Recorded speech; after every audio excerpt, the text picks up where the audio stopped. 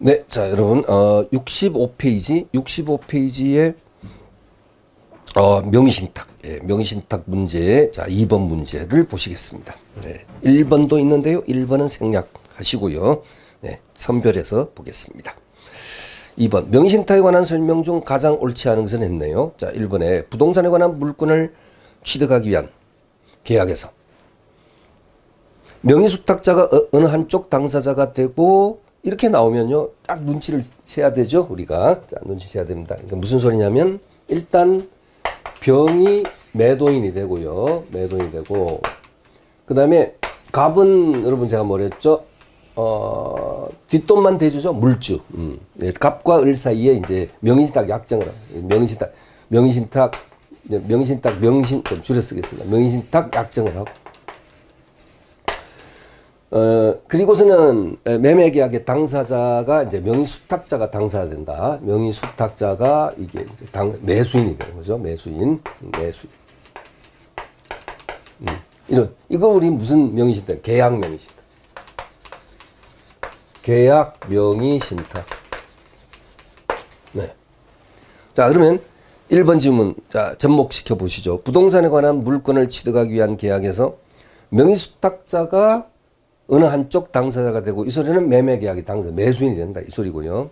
그 다음에 상대방 당사자는 매도인. 명의신탁 약정이 있다는 사실을 알지 못한 경우에는, 즉 이 매도인은 뭐다? 선의. 자, 선의인 경우에는 그 명의신탁 약정에 따른 등기로 이루어진 부동산에 관한 물권 변동은 유효하다. 예. 일단 뭐 매도인은 선이고, 그 다음에 이 명의수탁자가 매수인인 경우, 이때 을 앞으로 넘어온 등기, 이것은 그대로 유효하다. 우리 앞에서 공부했죠, 여러분. 이 등기는 그대로 유효. 병 앞으로 이전된 이 등기는 유효하다. 비록 명의신탁 약정은 당연히, 약정이 유효라는 소리는 아니겠죠. 약정은 당연히 무효지만은, 이때는 누구 보호 필요성이 더 큽니까? 믿었던 매도인 보호 필요성이 더 크기 때문에 사실상 을을 보호한다는 측면보다는 병의 보호 필요성이 더 크기 때문에 사실은 을 앞으로 넘어온 등기는 유효하다. 그러니까 계약 명의신탁입니다. 그 다음에 2번. 부동산 실권리자 명의 등기에 관한 법률 시행 전에 명의신탁자와 수탁자가 이른바 계약 명의신탁 약정을 맺고 명의수탁자가 당사자가 되고, 여기까지는 맞네요. 그런데 문제는 이게 이제 실명법 시행 전에 이루어졌다는 것이죠. 2번 질문은 명의신탁 약정이 있다는 사실을 알지 못하는 소유자. 자, 저기 병과 부동산에 관한 매매계약을 체결한 후 그 매매계약에 따라 당해 부동산 소유권 이전 등기를 수탁자 명의로 마쳤으나, 자, 막 길게 나와 있는데 하여튼 뭐 이겁니다. 방금 나왔던 그것이죠.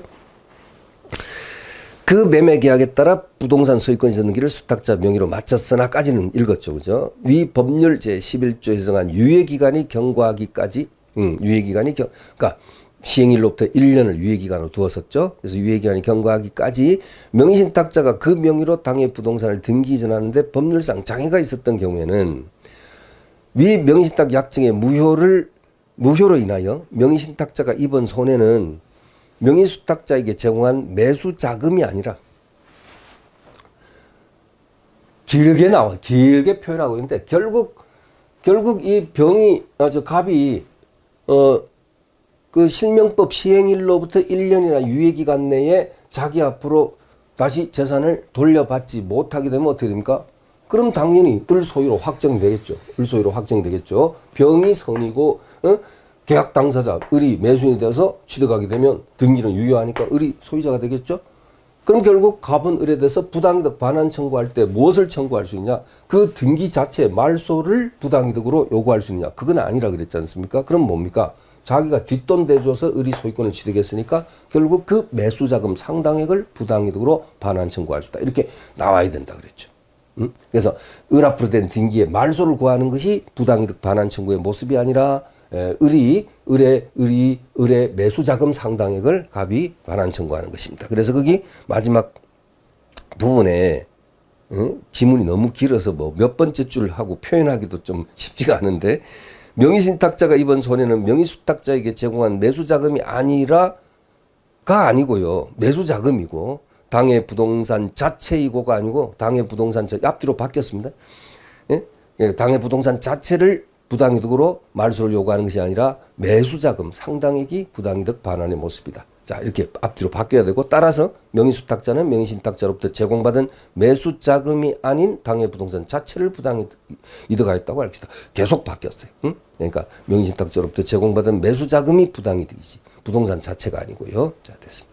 그 다음에 2번 정답. 그 다음 3번에 역시 부동산 실명법이 정하는 명의신탁 약정에는 채무 변제를 담보하기 위해서 채권자가 부동산에 관한 물건을 이전받거나 가등기하는 경우. 자, 이것은 실명법이 적용되지, 부동산 실명법이 적용되지 않는 경우, 자, 부동산에 관한 가등기 담보, 양도 담보, 그렇죠? 양도 담보. 이건 담보 목적으로 설정되는 것이기 때문에 이것은 적용되지 않아. 또 뭐 있습니까?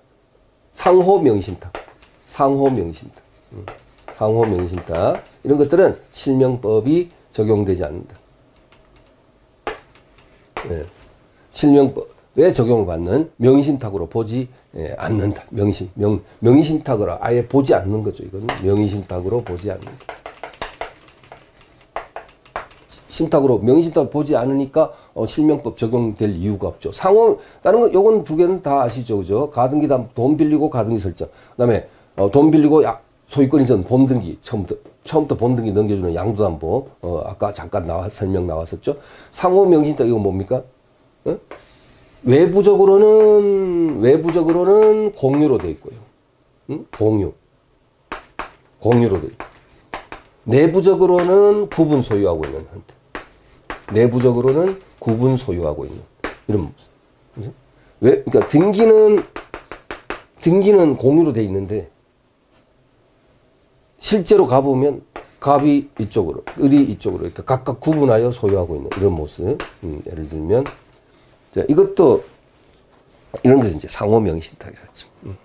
그다음에 이것하고 헷갈리시면 안 되는 게, 명의신탁은 명의신탁인데, 명의신탁은 신탁이에요. 아예 명의신탁이 아닌 게 아니고, 요건 아예 아닌 건데, 명의신탁인데, 규제되지 않는 명의신탁이 있어요. 규제받지 않는. 그러니까 규제를 받지 않는다는 소리가 뭡니까? 무효가 아니고 유효가 되는 거예요. 이게 이제 뭐냐면 종배. 종중부동산의 명의신탁. 배우자 간의 명의신탁. 그렇죠? 종중부동산 명의신탁. 배우자 간의 명의신탁. 그 다음에 뭐 종교단체가 있는데, 이건 뭐 종교단체, 산하의 재산을 어쩌고저쩌고 하는 게 있어요, 여러분. 별 중요한 거 아닙니다. 종중부동산하고 배우자 간의 명의신탁은, 이것은 명의신탁은 맞아요. 맞긴 맞는데 그러니까 물론 여기 전제가 붙습니다. 탈세, 탈법 등을 목적으로 하지 않는다는 것이 전제가 되는 거예요. 탈세, 탈법을 목적으로 하지 않는 그러한 종중부동산의 명의신탁, 배우자 간의 명의신탁, 종교단체 명의신탁. 이것은 명의신탁은 맞지만 규제가 되지 않는, 그러니까 유효한 명의신탁. 그래서 여러분, 자, 3번 다시 한번 읽어보시죠. 실명법이 정하는 명의신탁 약정에는 채무 변제를 담보하기 위해서 채권자가 부동산이나 물건을 이전받거나 가등기하는 경우, 가등기 담보, 양도 담보. 그다음에 부동산의 위치와 면적을 특정하여 2인 이상이 구분 소유하기로 약정을 하고 그 구분 소유자의 공유로 등기하는, 이건 뭡니까? 상호 명의신탁이라고 하는 겁니다. 이것은 제외된다. 그 다음에 4번 명의신탁 약정의 무효와, 자, 약정의 무효와 명의신탁 약정에 따른 등기로 이루어진 물권 변동의 무효 규정하고 있죠. 명의신탁 약정도 무효, 그에 따라서 이루어진 등기도 무효. 무효는 제3자에게 대항하지 못하는데, 이때 제3자는 선악을 묻지 않는다. 지금 이 계약 명의신탁에서는 이렇게 된 등기는 이제 유효가 된다 이렇게 표현했지만, 계약 명의신탁 말고 또 뭐 있습니까? 3자간 명의신탁 있죠? 응? 3자간. 계약 명의신탁 말고 3자간 명의신탁. 3자간 명의신탁의 그림은 어떻게 됐던가요, 여러분? 매도인 병, 갑이 매수인. 을이 아니고 결정적으로 갑이 매수인. 명의신탁자가 매수인. 매수인. 그럼 병이 매도인. 그리고 갑과 을 사이에 명의신탁 약정을 하고, 명의신탁 약정을 하고, 자, 갑이 병한테 부탁을 해서 등기는 어디로 넘어오는 겁니까, 여러분? 갑이 병에 부탁해서 등기는 이 명의수탁자, 수탁자 앞으로 등기를 이전 등기를 하게 하는 이런 모습. 이게 바로 삼자간 명의신탁. 중간 생략 등기형 명의신탁. 그렇습니다. 이때는 여러분 어떻게 봅니까? 약정도 무효. 등기도 무효. 그렇습니다. 그 다음에 여기서 만약에 명의수탁자가 제3자에게 팔았다. 팔게 되면 우리 여기 실명법에서는 선악을 불문하고 그대로 정이 보호된다. 선악을 불문하고 보호된다. 선이 악의를 불문하고 보호된다. 이게 사실은 뭐하고 모순입니까? 등기의 공신력하고는 모순이죠. 응? 아니 수탁자 명의로 넘어온 등기가 무효라면서요.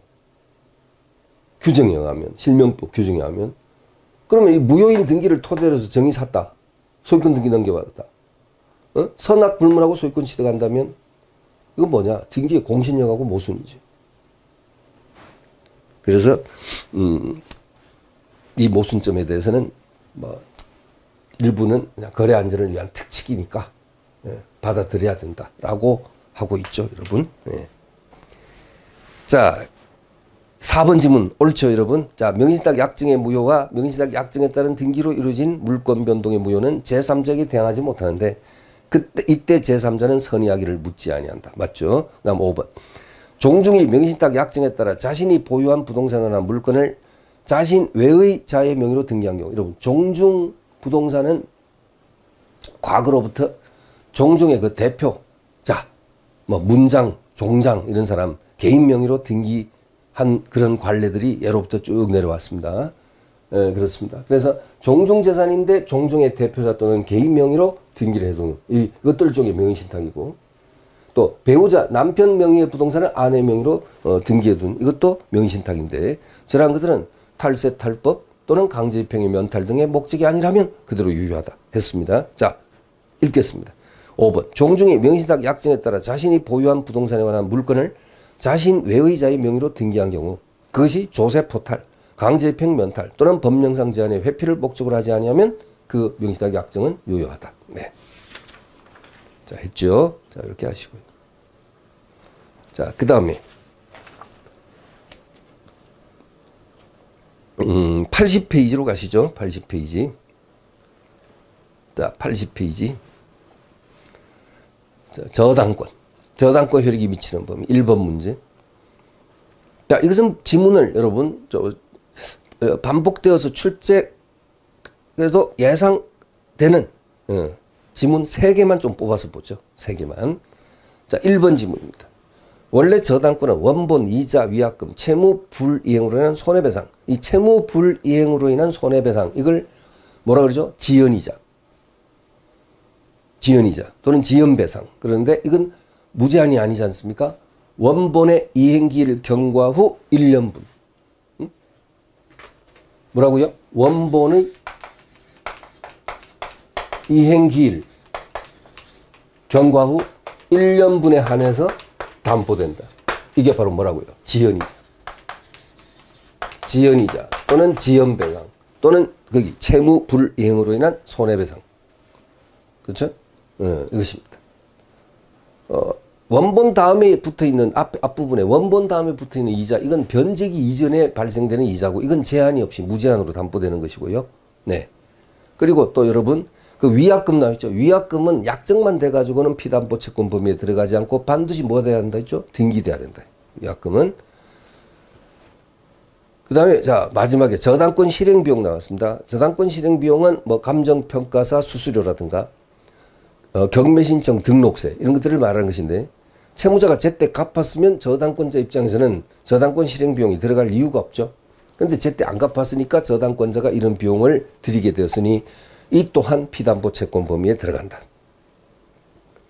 자, 지금 문제의 OX와 직접적 관계가 없는 지금 보충 설명을 드린 겁니다. 네, 피담보 채권 민법 360조의 피담보 채권 범위에 대한 설명을 좀 곁들여 봤습니다. 자, 다시 읽겠습니다. 그러면 자, 원래 저당권은 원본, 이자, 위약금, 채무 불이행한 손해배상 및 저당권 실행비용을 담보하는 것이고, 채권 최고액의 정함이 있는 근저당권에 있어서 이러한 채권의 총액이 그 채권 최고액을 초과하는 경우, 초과할 때. 근데 근저당은 반드시 최고액을 등기하게끔 돼 있죠. 그럼 최고액을 만약에 1억이라고 가정하자. 근데 실제 채무자가 빌려간 원금, 이자 등을 합산한 액이 1억을 초과했다. 1억 1,000만 원이다. 예를 들면. 자, 그렇게 전제했습니다. 자, 그러면 보세요.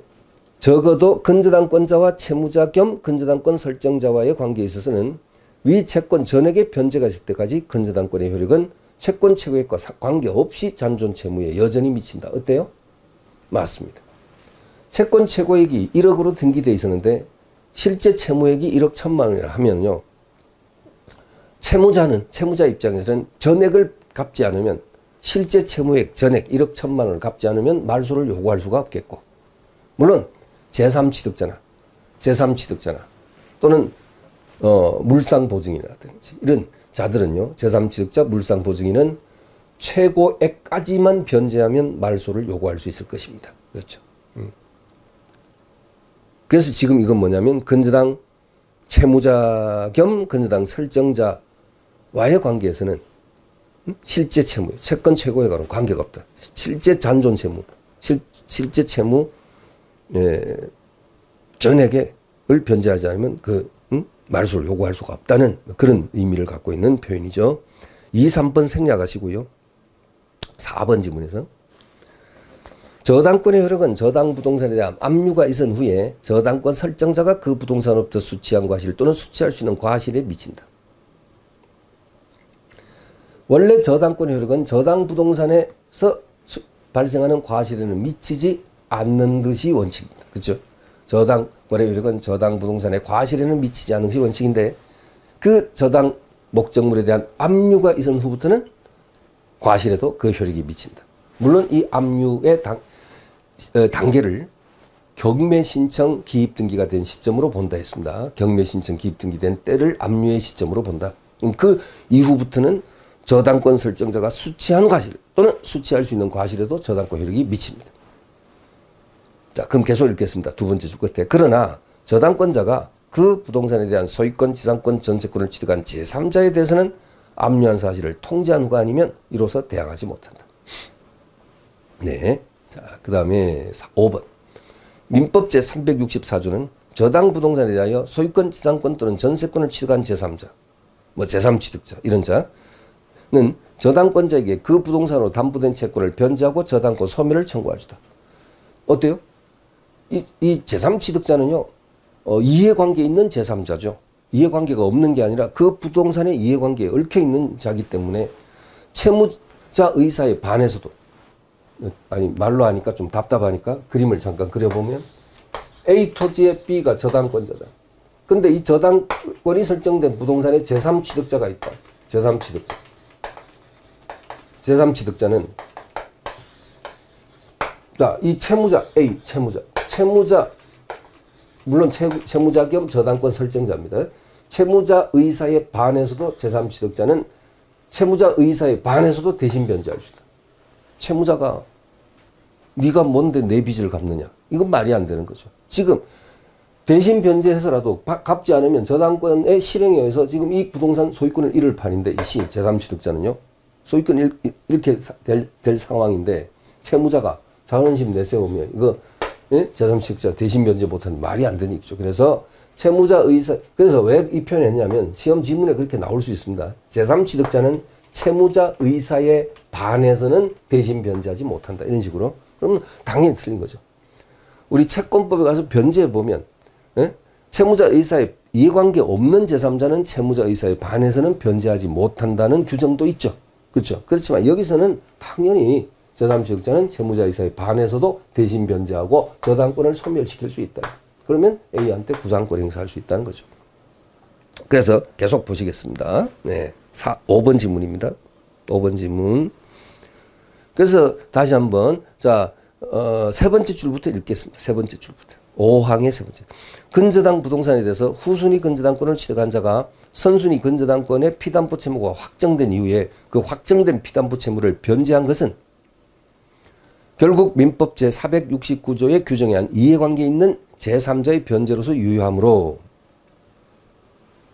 그러한 후순위 근저당권자는 민법 364조에서 정한 권리를 행사할 수 있는 제3취득자에 해당된다라고 했는데요. 이 부분은 그러하지 않습니다.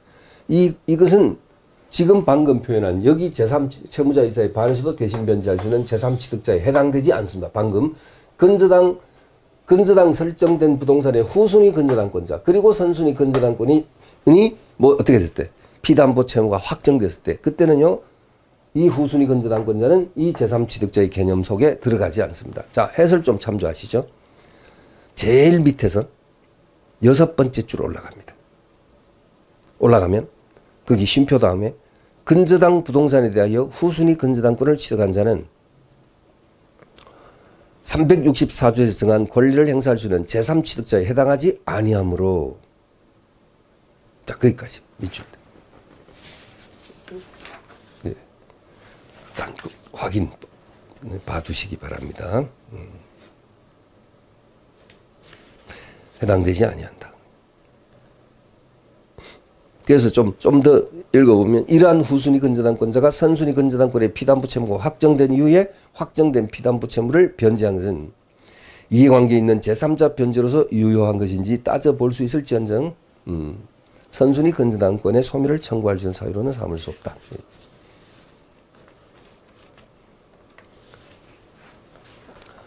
자, 112페이지. 자, 112페이지 넘어갑니다. 채권자 취소권. 자, 1번. 2번. 가장 옳지 않은 것은 있습니다. 1번. 어느 시점에서 사형에 해당하는 법률행위가 있었는가를 따짐에 있어서는 당사 사이의 이해관계에 미치는 중대한 영향을 고려하여 신중하게를 판정하여야 하고 채무자의 재산 처분행위가 사유행위가 되는지 여부는 처분행위 당시를 기준으로 판단한다. 그 부분 주의하시고 처분행위 당시를 기준으로 판단해야 되며 설령 그 재산 처분행위가 정지조건부인 경우라 하더라도 특별한 사정에 의한 마찬가지라고 할 것이다. 자, 2번 사회성의 요건은 행위 당시는 물론 채권자가 취소권을 행사할 당시 즉 사행위 취소 소속의 사실심 변론 종결 시에도 갖추고 있어야 되기 때문에 처분행위 당시에는 채권자를 해야 하는 것이었더라도 그 후 채무자가 자력을 회복하거나 채무가 감소하여 취소권 행사 시에 채권자를 해야 하지 않게 되었다면 채권자 취소권에서 책임재산에 보전할 필요성이 없으므로 채권자 취소권은 소멸한다. 네. 네. 그러니까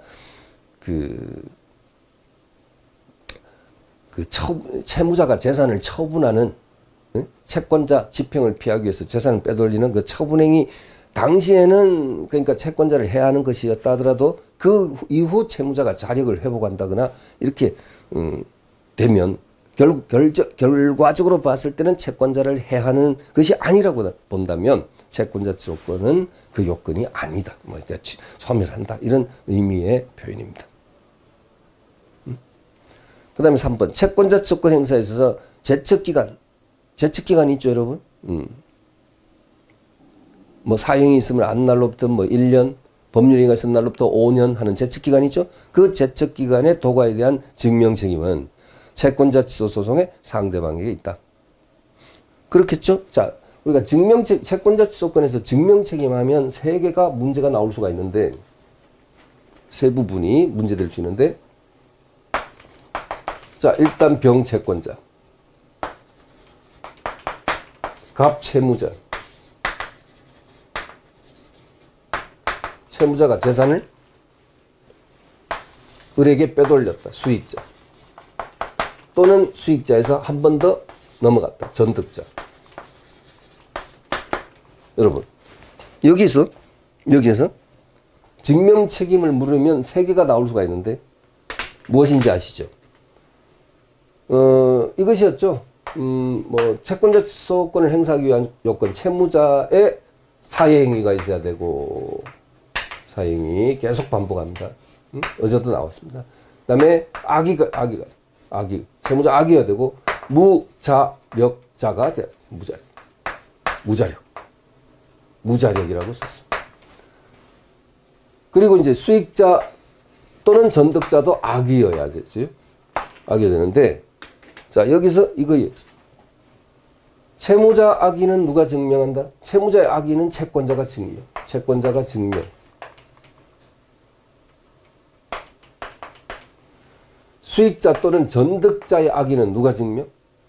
이것은 채권자 증명이 아니라 수익자 또는 전득자는 일단은 악의인 것으로 추정이 돼요. 추정이 되니까 결론적으로 선임을 스스로 증명. 수익자 또는 전득자가 선임을 스스로 증명했죠. 스스로 뭐 증명해야 돼. 그런데 자, 증명 책임 나오면 하나 더 남아 있습니다. 하나 더 남았습니다. 제척기간의 도가 의무. 제척기간. 제척기간. 이 채권자 조건은 누누이 강조드린 바 반드시 소송을 해야 되죠. 채권자 조건은 재판상 형성권에서 반드시 소송을 해야 되는데 제척기간 있잖아요. 사행위가 있은 날로부터 1년 또는 법률행위가 있은 날로부터 5년 내에 행사한다. 이 제척기간 있죠. 이 제척기간이 도가 되었다. 도가 되었다는 사실은 누가 증명해야 되느냐. 누가 증명? 당연히 소송 상대방이죠. 상대방이니까 을이나 정 이런 자들이 이제 증명한다. 이 갑이 증명하는 게 아니다. 그죠? 그리고 이제 채권자는 이 수익자 또는 전득자를 상대로 소송을 제기하게 되고 원고, 병, 채권자고 피고는 수익자 또는 전득자, 채무자는 피고 적격이 없다. 최근에 또 했으니까 여러분 보겠습니다. 그 다음에 4번입니다. 자, 4번 지문, 1번의 4번 지문. 특정한 채권에 대한 공동연대 보증인 중 1인이 다른 공동연대 보증인에게 재산을 증여하여 특정 채권자가 취급할 수 있는 채무자들의 총책임 재산에는 변동이 없다 하더라도 재산을 증여한 연대 보증인의 재산이 감소되어 그 특정한 채권자를 포함한 일반 채권자들의 공동담보에 부족이 생기거나 그 부족이 심화된 경우에는 그 증여행위는 사회성을 부정할 수 없다. 그러니까 사회행위가 될 수 있다는 뜻이죠. 그다음 5번. 채무자가 사용이 취소로 그 등기 명의를 회복한 부동산을 제3자에게 처분하는 경우에 아니 그러니까 이 채권자가 이렇게 열심히 노력해가지고 말입니다. 채권자 취소 소송 제기해서 판결해서 다시 되돌려놨어. 갑 앞으로. 채권자 취소 소송에서 병이 판결을 받았다 하더라도 자기 앞으로 등기가 바로 자기 앞으로 넘어오는 건 아니지 않습니까? 원칙적으로. 그래서 갑 앞으로 재산이 복귀. 이 갑이 다시 또 다른 자에게 처분했다. 바로 그거죠. 5번. 채무자가 사행위 취소로 그 등기 명의를 회복한 부동산을 제3자에게 처분하는 경우에 이는 무권리자의 처분으로서 효력이 없지만 이 경우 취소 채권자나 민법 제407조에 따라 사행위 취소와 원상회복의 효력을 받는 채권자가 이와 같은 등기 명의는 제3자를 상대로 직접 그 등기의 말소를 청구할 수 없다가 아니고 있다. 만약에 이쪽으로 갑에서 다시 무 이쪽으로 갑이 빼돌렸을 때 병이 무를 상대로 말소를 청구할 수 있다. 지문이 너무 기니까 어제도 여러분 설명드렸습니다만은 그림을 연상하시면서 접목을 해야 될 수밖에 없겠습니다. 자, 그렇죠. 자, 그 다음에 좀 쭉 생략하고요. 138페이지로 한번 넘어가 보시죠. 138페이지. 자, 계약의 해제의 1번 문제입니다. 계약 해제의 1번. 자, 제일 밑에 138쪽의 제일 밑에 1번. 해제 효과에 관한 설명 중 가장 옳지 않은 것은 1번. 자, 갑이 을과의 사이에 A 토지를 매매하는 계약을 체결한 후 을에 대한 매매 잔대금 채권을 병에게 양도했을 때 위 매매 계약이 해제되면 병은 선이라도 을에 대하여 위 양수금을 청구할 수 없다. 자, 이것도 최근이라는데 사실은 여러분 어제 일자입니다. 실은 현장에서는요. 그러니까 무슨 소리냐면 그 왜 해제의 소급표는 제3자 권리를 해하지 못한다. 제3자 권리를 하지 못한다.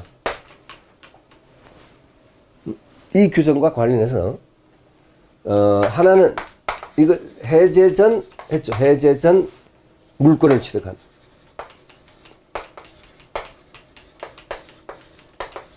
제3자.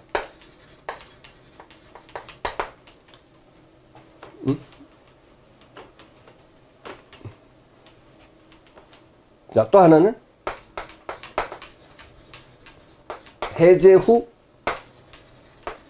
물권을 취득한 선의의 제3자.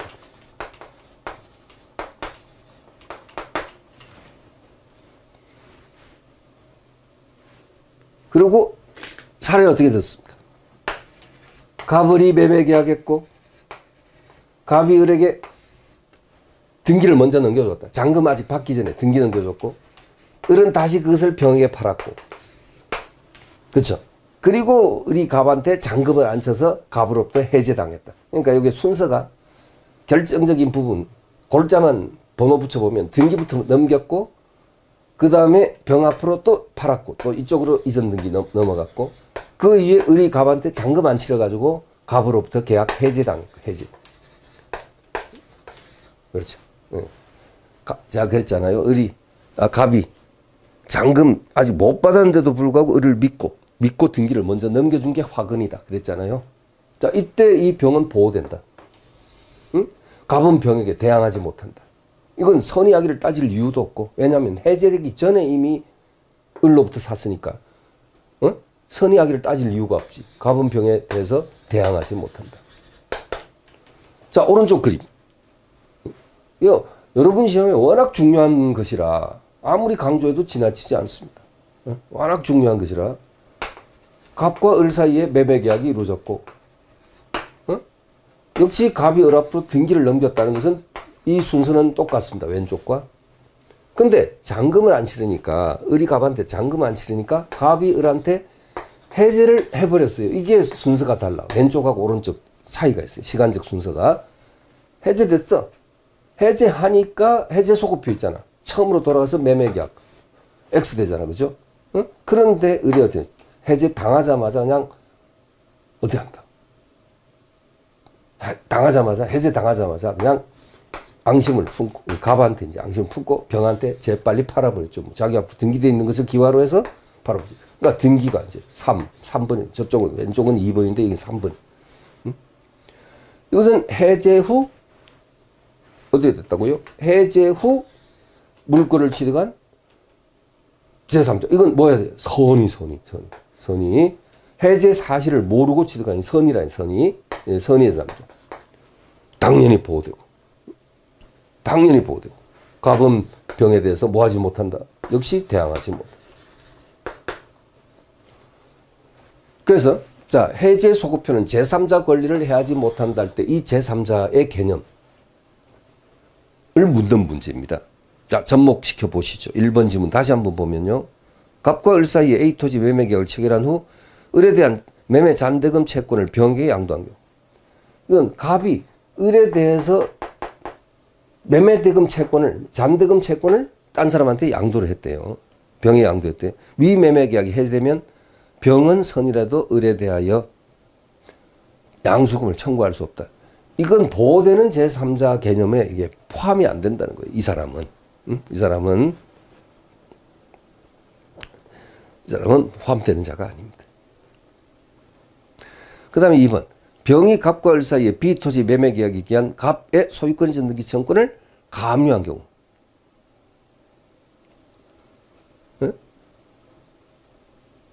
갑의 소유권 이전 등기 청구권을 가압류했다는 것은 이건 여러분이 이게 참 이런 게 좀 이제 우리가 답답해지는데 이럴 땐 또 이거 을 갑을 바꿔야 돼. 얘가 매도인이고 을이 매도인이고 갑이 매수인이라는 얘기입니다.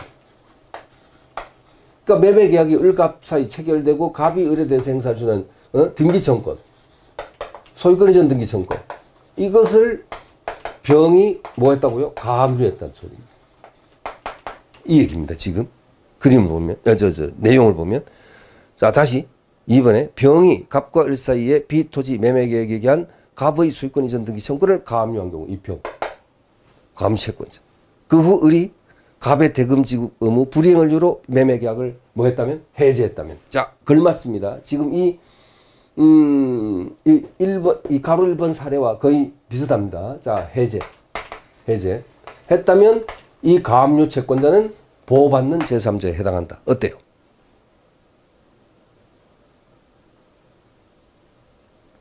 그 후 을이 갑의 대금 지급 불이행을 이유로 매매계약을 해제했다면 병은 가압류권자로서 보호받지 못한다. 예. 보호받지 못한다. 그렇죠. 네. 보호받지 못한다. 자, 여러분 해설 잠깐 보시면요. 자, 해설은 어떤 부분이냐면요. 위에서 하나, 둘, 셋, 넷. 6번째 줄.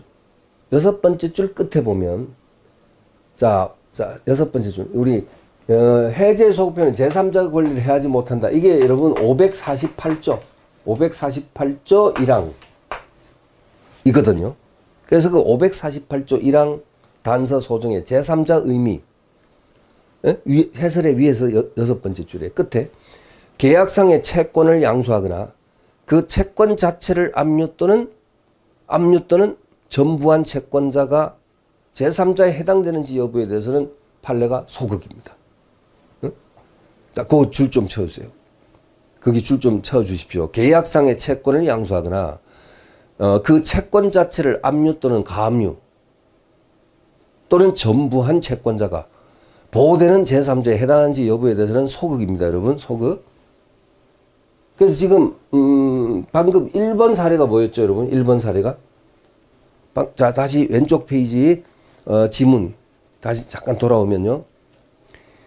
자, 칠판 여기 잠깐 보십시오. 갑을이 매매 계약을 체결하고 매도인이 매수인에게 행사할 수 있는 매매대금 채권을 양도를 했다. 예를 들면 병에게 양도했다. 이때 이자는 보호되는 제3자에 해당되느냐에 대해서 판례가 소극이었고요. 방금 2번 지문은 살짝 헷갈릴 수 있었는데 2번 지문 이것이었거든요. 갑을 사이에 매매 계약이 이루어지고 매수인이 매도인에 대해서 행사해주는 등기청구라는 권리를 병이 가압류를 했다. 예? 그래서 계약상의 채권을 양수하거나 하는 것은 1번 지문이었고 또는 계약상에서 발생한 채권의 압류 내지 가압류 내지 전부 명령을 받은 채권자 제3자에 해당되느냐에 대해서 소극이었고요. 그래서 2번도 이제 보호받지 못한다. 그다음에 3번 병이 갑과 을 사이에 근데 C 건물 1번 지문은 A 토지, 2번 지문은 B 토지, 3번 지문은 C 건물, 그다음 또 D, E까지 나오겠네요, 그죠? 그러면은 3번 지문에서 병이 갑과 을 사이에 C 건물 매매 계약에 의한 갑의 소유권이 등기 청구권 역시 이겁니다. 이제는 이제 토지 B 토지 대신에 C 건물이라고 했을 뿐이지 똑같아요. 매수인의 매도에 대한 등기 청구권, 건물에 대한 등기 청구권 이것을 뭐였어요? 병이 압류한 경우 자 오른쪽 페이지 넘어갔습니다. 역시 이자도 보호되는 제3자에 해당되지 않는다. 그죠? 자 그랬을 때 을이 소유권 이전 등기 청구에 대한 압류 명령에 위반하여 갑에게 소유권 이전 등기를 격려한 후 더 복잡하게 만들었네요. 갑이 대금 지급을 이행하지 않아 위매매 계약을 해지하였다면 을은 병에 대하여 불법행위 책임을 진다 했는데 이것도 불법행위 책임을 지지 아니한다. 지지 아니한다. 자, 제일 밑에 해설 제일 밑에서 두 번째 줄.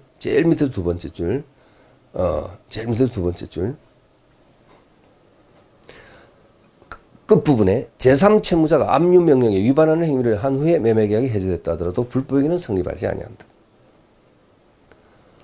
자, 그 다음에 4번 지문 여러분. 자, 근데 그 3번은 생략하셔도 될 것 같아요. 1, 2번 지문 보시고 3번 생략하시고 4번 좀 특히 조심하시고 4번 뭐예요 여러분? 이거 칠판 보고. 갑이 을과 매매계약을 체결해서 주택을 을한테 이제 소유권 등기 넘겼어요. 주택 넘겼습니다.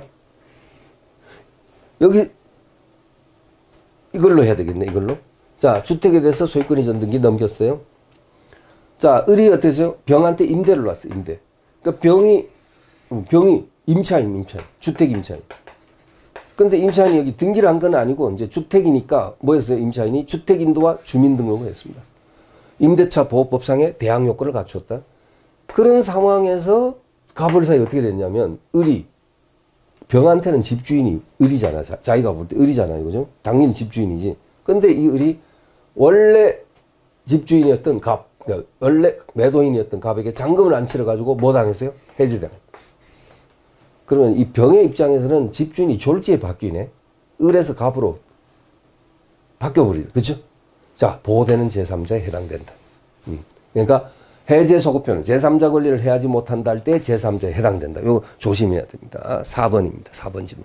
읽어보겠습니다. 갑이 을에게 매매를 원인으로 D주택의 소유권 이전 등기를 맞춰주었으나 매매계약이 적법하게 해제되고 을명의 소유권 이전 등기가 말소된 경우에도 위 매매계약이 해제되기 전에 을로부터 주택을 임차하여 인도와 주민등록을 마친 병의 권리를 해하지 못한다.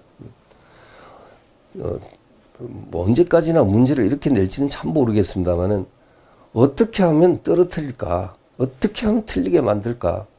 정말로 무지무지하게 애를 쓰는 듯한 그런 느낌을 매 문제마다 예외 없습니다. 예외 없이 모든 문제에서 그런 것을 느낍니다.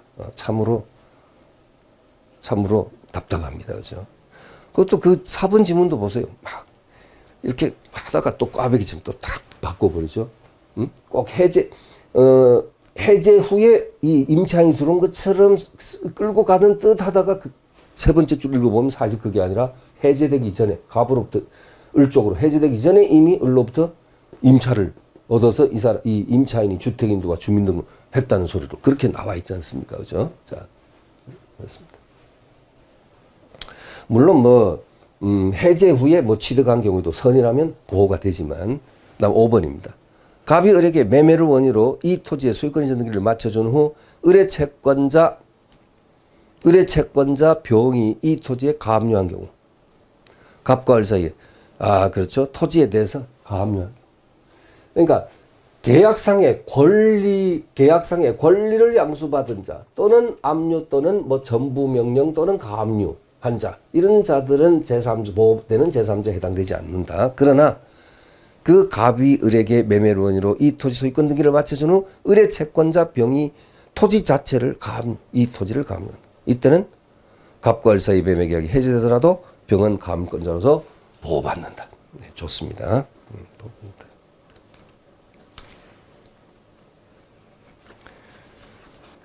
자, 여러분 148페이지에 도급.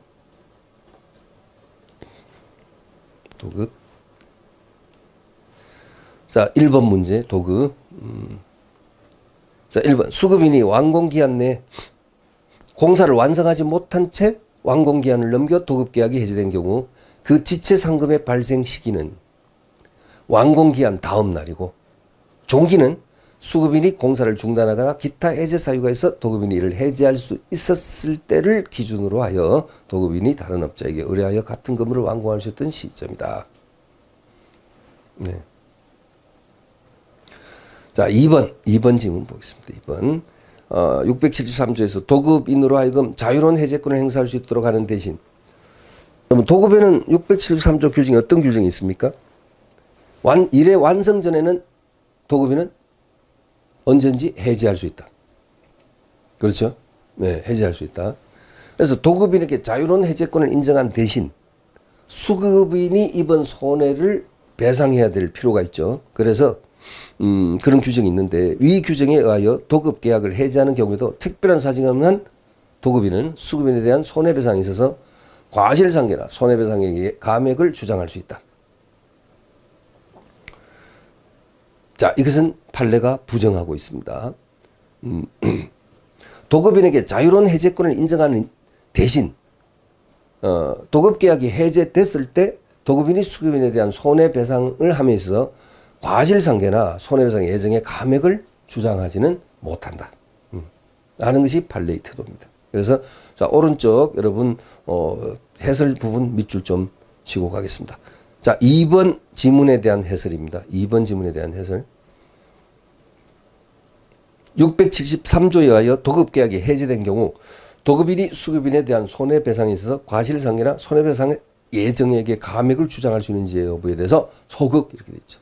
그리고 그 마지막 줄 두 줄 보면 마지막 밑으로 쭉 내려가서 두 줄 보면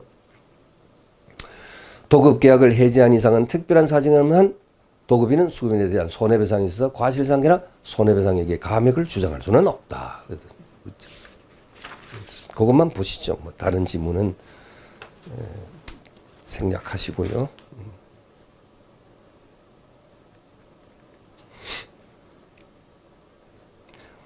자, 그 다음에 154페이지에 사무관리가 나옵니다. 사무관리가 전년도에 나오면 다음 해 이어서 나올 가능성은 제가 볼 때는 없다고 생각이 됩니다. 그래서 여러분 이런 부분은 좀 물론 이제 법은 행심 문제이긴 합니다만은 그렇습니다. 4번 지문만 한번 보겠습니다. 사무관리 4번 지문. 관리자가 타인의 생명, 신체, 명예 또는 재산에 대한 급박한 위해를 면하기 위하여 그 사물을 관리한 때라 하더라도 과실로 인하여 본인에게 손해가 발생한 때는 이를 배상해 줘야 한다. 여러분 얼마 전에 뭐 갑자기 그런 사건이 몇 번 연속적으로 있었죠. 그죠? 고속도로에서 운전자가 정신을 잃고 운전 중에 정신을 잃어버렸으니까 차가 이제 뭐 굉장히 위험한 그 본인뿐 아니라 다른 이제 그 차량에게도 치명적인 사고를 일으킬 수 있는 그런 상황이 되었을 때 어떤 용감한 사람이 어떤 시민 운전자가 고속도로 주행하고 있던 운전자가 자신의 차로 그 위험한 그 정신이 잃은 운전자의 차량을 앞에서 몇 번 이제 충격 완충 행동을 해서 차량을 이제 정차시킨 그 같은 행위 여러분 뉴스 있었습니다. 그렇죠? 이런 경우 이런 행위가 결국 뭡니까? 사무관리 아닙니까? 법적으로 타인을 위해서 그러한 행위를 할 법적인 의무가 없는 자가 타인을 위해서 행위를 해준 거죠. 예? 물에 빠진 제가 뭐 예를 들었지만 물에 빠진 사람을 구해낸다든지, 그다음에 뭐 길 잃은 아이를 집을 잃은 아이를 파출소에 데려다가 신고해서 부모를 찾아준다든지, 치매 노인이 길거리에서 헤매고 있는 것을 또 집을 찾아준다든지, 이런 것들이 다 뭡니까? 사무관리의 모습이죠. 그래서 그 4번에 보면 관리자가 타인의 생명, 신체, 명예 또는 재산에 대한 급박한 위해를 멸하게 하기 위하여 사물을 관리한 때라 하더라도 과실로 인하여 본인에게 손해가 발생한 때는 이를 배상해야 한다. 그러면 차 정차시키기 위해서 범퍼를 계속 어떻게 했습니까? 이게 충격을 주었는데 앞에서 브레이크 밟으면서 뒤에 차를 세우려고 충격을 줬는데 그러한 그 수리비 또 물에 빠진 사람을 구하기 위해서 익수자를 구하기 위해서 구하다 보면 이제 잘못하면 같이 익사하는 경우가 있지 않습니까? 물 이제 막 잡고 늘어지니까. 그러니까 어쩔 수 없이 이제 잠시 기절을 시켜야 돼. 그래서 이렇게 좀 타격을 해서 잠시 이렇게 구조 과정에서 타방상을 좀 입혔다. 그거 손해배상 해줘야 되고, 이건 가당치 않다 했습니다. 그래서 과실로 인해서 본인에게 이제 이 구조 과정에서 과실로 인해서 본인에게 손해가 발생한 때 이를 배상해야 한다. 이건 뭐 틀린 지문이라는 것은 너무나 당연합니다. 자, 해설 참조하시겠습니다. 밑에 세 번째 줄. 관리자가 타인의 생명, 신체, 명예 또는 재산에 관한 급박한 위해를 면하게 하기 위해서 그 사물을 관리한 때에는 고의 또는 중대한 과실이 없으면 이로 인한 손해를 배상할 책임이 없다. 고의 또는 중대한 과실이 없다면, 그렇다면 이제 단순 과실, 경과실이면 배상 책임이 없다. 이렇게 봐야 되겠습니다. 자, 그 다음에 164페이지로 넘어가 보시죠. 164페이지. 164페이지. 공작물, 수목, 공작물의 점유자 또는 소유자 책임에 관한 문제입니다. 가장 옳지 않은 것은 했습니다. 자, 1번. 자, 제일 밑에 1번 지문, 여러분. 민법 제758조에 따라서 공작물의 설치 또는 보존에 하자에서 타인에게 손해를 가한 자는요, 그 손해배상 책임이 있는데 그 배상 책임은 1차적으로 공작물의 점유자에게 있다. 여러분 이거 한번 또 예를 한번 들어봤었죠? 이렇게 이런 예를 들어봤었습니다. 어떤 주택이 있고 주택 담장이 있는데 이 담장이 엄청 오래돼서 기울어져 있다. 지금 자칫 잘못하면 무너져서 길 가던 행인이 크게 다칠 가능성이 있다. 그러면 이 집에 임대인은 갑, 집주인은 갑이고 이 집에 지금 세입자가 있는데 세입자는 을이고 임차인. 그런데 임차인은 임대인에게 수차 보수를 요구를 했음에도 불구하고 임대인이 그것을 묵살했고, 근데 임차인은 자신이 해야 될 의무는 다 했습니다. 그러니까 기본적인 뭐 보수를 해보려고 자기 힘으로 해보려고 했는데 살살 이런 정도의 수선은요, 이 담장이 지금 무너질 정도의 위험성을 갖고 있다. 그 담장을 바로 세우고 보수해야 될 이러한 수선 보수의 의무는 이건 임차인에게 있는 게 아니라 당연히 임대인에게 있습니다. 여러분 기억나십니까? 우리 지난 시간, 오늘은 아닙니다만은 지난 시간에 임대차에서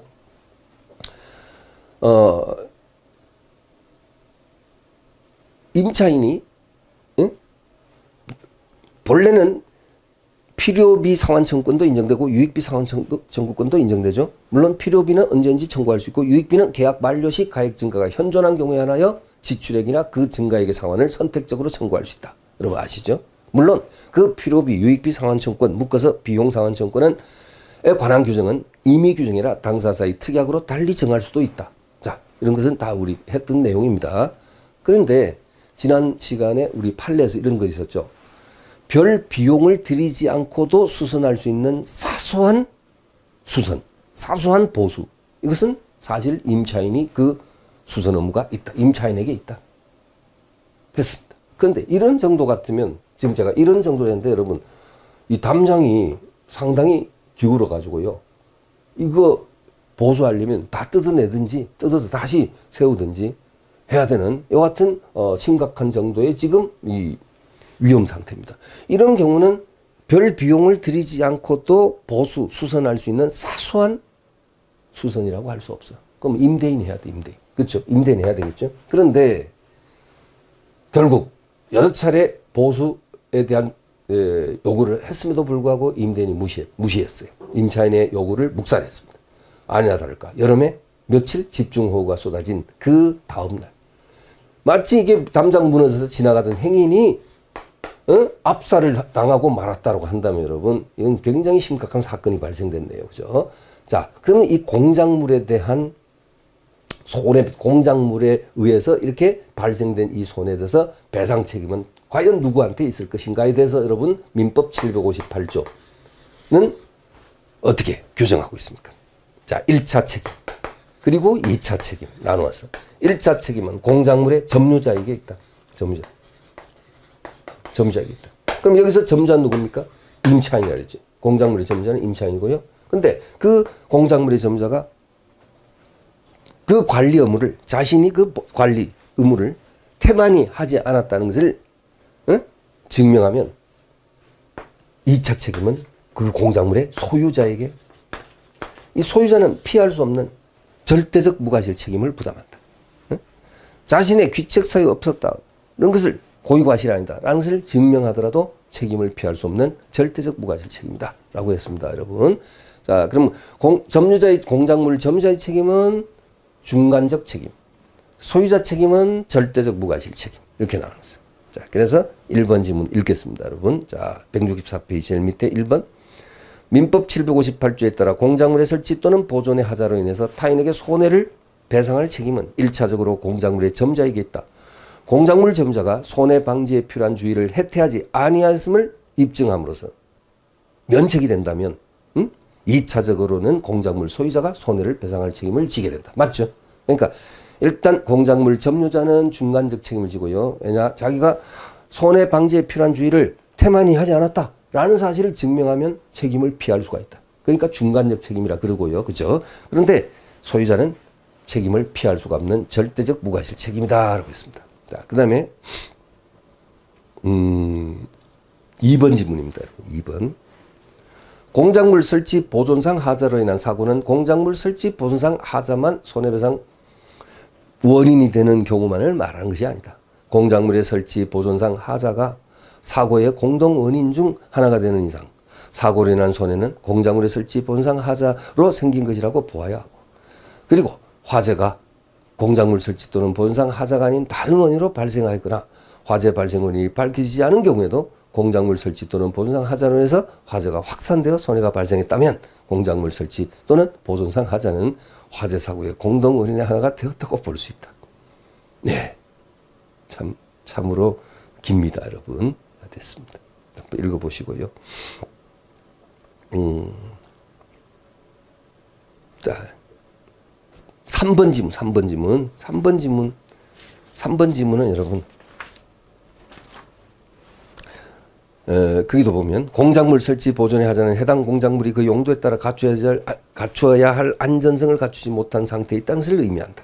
방금 담장 연상하십시오. 자, 여기에서 안전성을 갖추지 못한 상태, 즉 타인에게 위해를 끼칠 위험성이 있는 상태라면 해당 공작물을 구성하는 물적설 그 자체 물리적 외형적 결함이 있거나 필요한 물적설이 갖추어져 있지 않아 이용자에게 위해를 끼칠 위험성이 있는 경우를 뜻할 뿐, 그 공작 벌써 여기서부터 조금 다르게 갑니다, 여러분. 예? 사안이 좀 틀리게 가는 것 같습니다. 위해를 끼칠 위험성이 있는 경우를 뜻할 뿐만 아니라 그 공작물을 본래의 목적 등으로 이용하는 과정에서 일정한 한도를 초과하여 제3자에게 사회통념상 일반적으로 참아내야 할 정도를 넘는 피해, 이게 뭡니까? 수인 한도. 수인 한도를 넘는 피해를 입히는 경우까지 포함하는 것이다. 이렇게 포함하는 것이다. 포함하는 것은 아니다가 아니라 포함하는 것이다. 여기까지. 자, 여기까지만 한번 읽어보시죠. 4, 5번 생략하시고요. 자, 그 다음에 어디로 가시냐면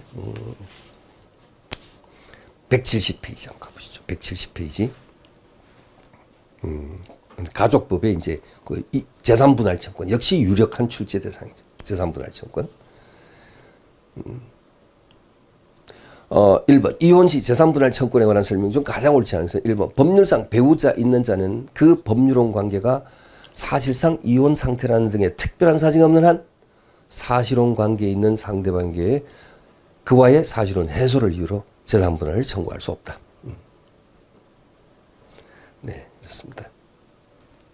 네, 1번 맞고요. 법률상 배우자가 있는 자는 그 법률상 배우자가 있다.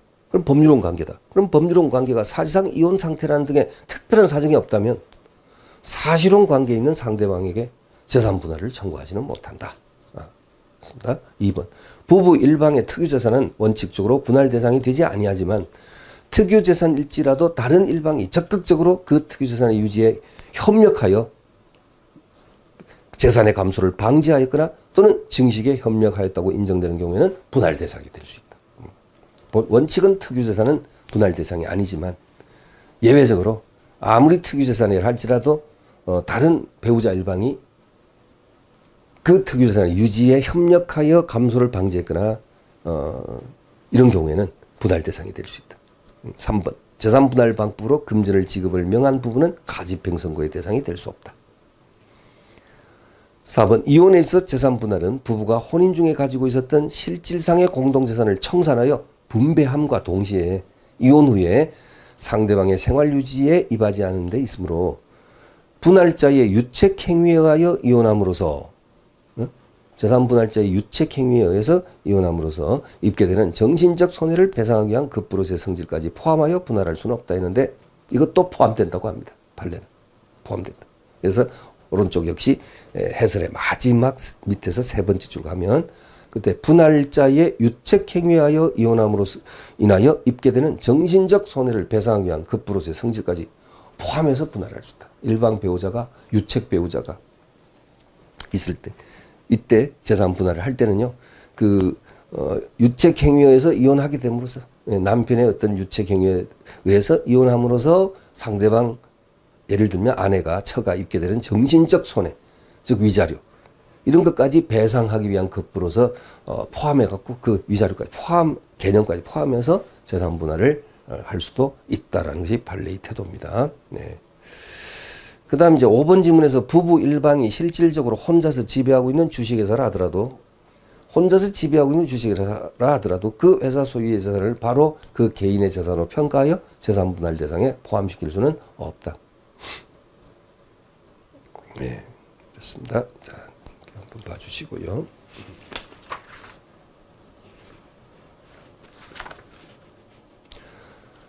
자, 그 다음에 이제 우리 182페이지. 자, 상속재산의 분할입니다. 상속재산 분할. 1번 문제. 가장 옳지 않은 것은.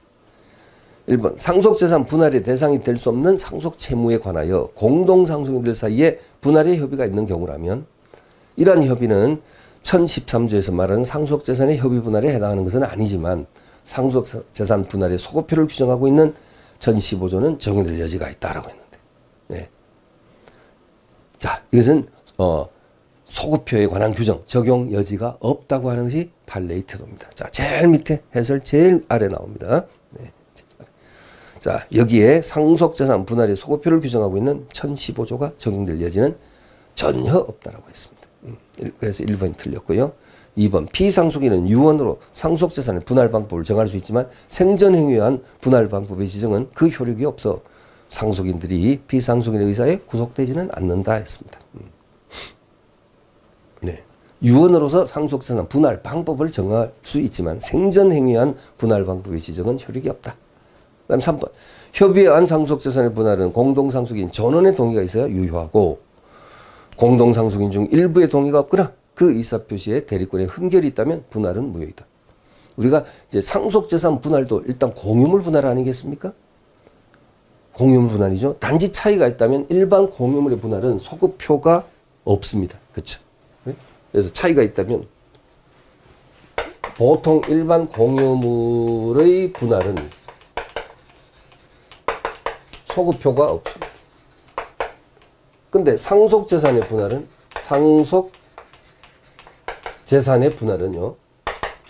상속인들의 공동상속인들이 상속인이 여러 명이면 저 공동상속인의 뭡니까? 공유물입니다. 공유물. 이것은 근데 분할하더라도 소급표가 있습니다. 일반 공유물의 분할은 소급표 없으나 상속재산 분할은 소급표가 있어서 분할하게 되면 상속개시시로 소급합니다.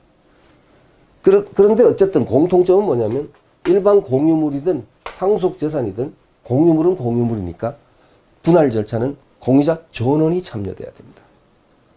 공유자 전원. 그러니까 상속재산 분할도 상속인 전원이 참여돼야 한다 이 말이죠. 네? 자, 공유자 전원이 참여하지 않은 분할 협의라든지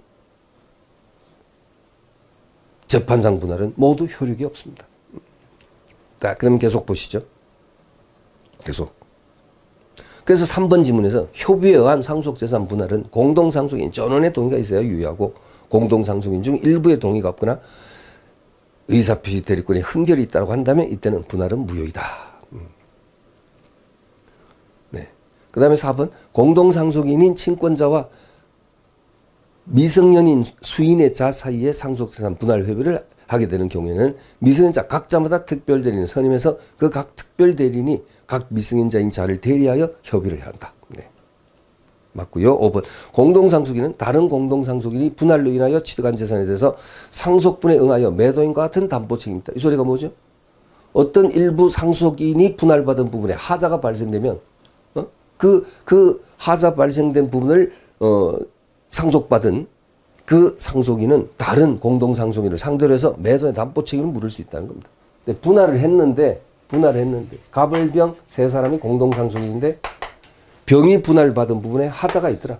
뭐 이 토지라고 하죠. 이 상속 재산이 땅인데 분할받았는데 그러니까 상속받았는데 상속인들 세 사람이 분할 협의해갖고 분할했는데 병이 분할받은 부분에 하자가 있더라. 일부가 하천부지에 포함되어 있더라. 하천부지 국가소유. 국유지에 편입되어 있더라. 그러면 병은 갑과 을을 상대로 해서 무엇을 물으신다? 다른 공동상속인들을 상대로 해서 매도인의 담보 책임을 물을 수 있다. 매도인의 담보 책임을 물을 수 있다.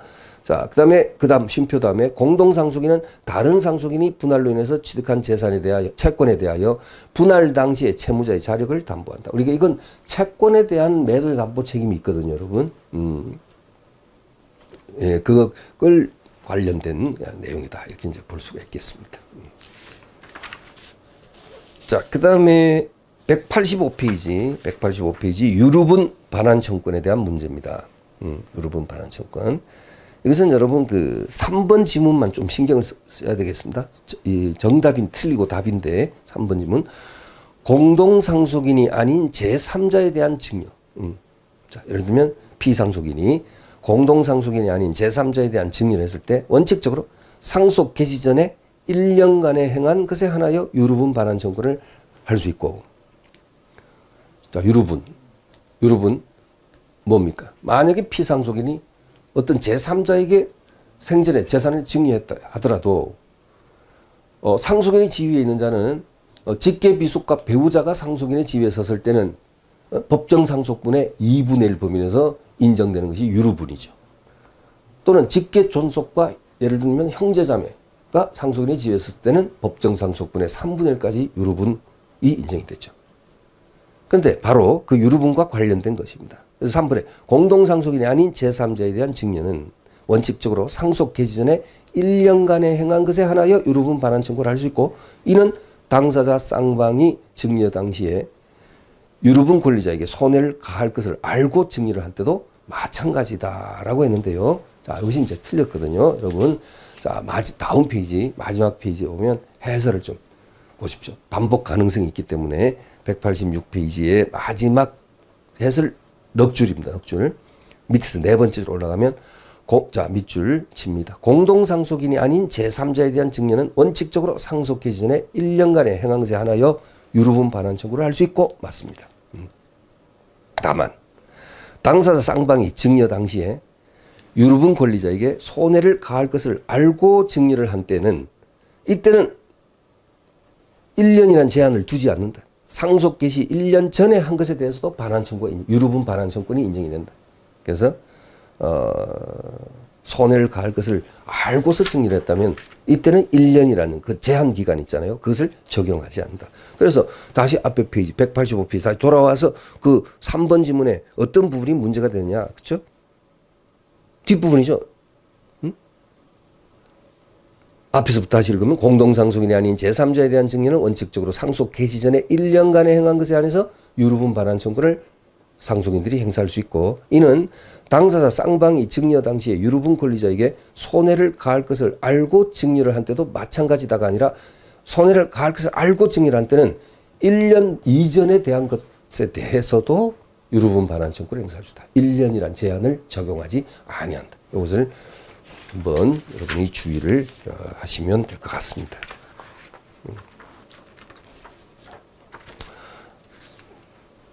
자, 그래서 일단은 한두 문제 정도 우리가 비율을 갖고 있는 게 가족법이죠. 친족상속법은 그렇습니다. 그러니까 여러분이 비중에 따라서 출제 비율에 따라서 시간 안배를 해주시는 것은 당연하고요. 여러분의 정성을 쏟아주는 것도 당연히 비율에 따라서 해주시면 될 것 같습니다. 자, 일단은 이렇게 해서 여러분 최종 점검 마무리를 하도록 하겠습니다. 자, 여러분 그간 부족한 강의 여러분이 충실히 잘 들어주셔서 대단히 감사드립니다. 여러분 합격 반드시 합격하시고 또 다음에 또 뵙도록 하겠습니다. 수고하셨습니다.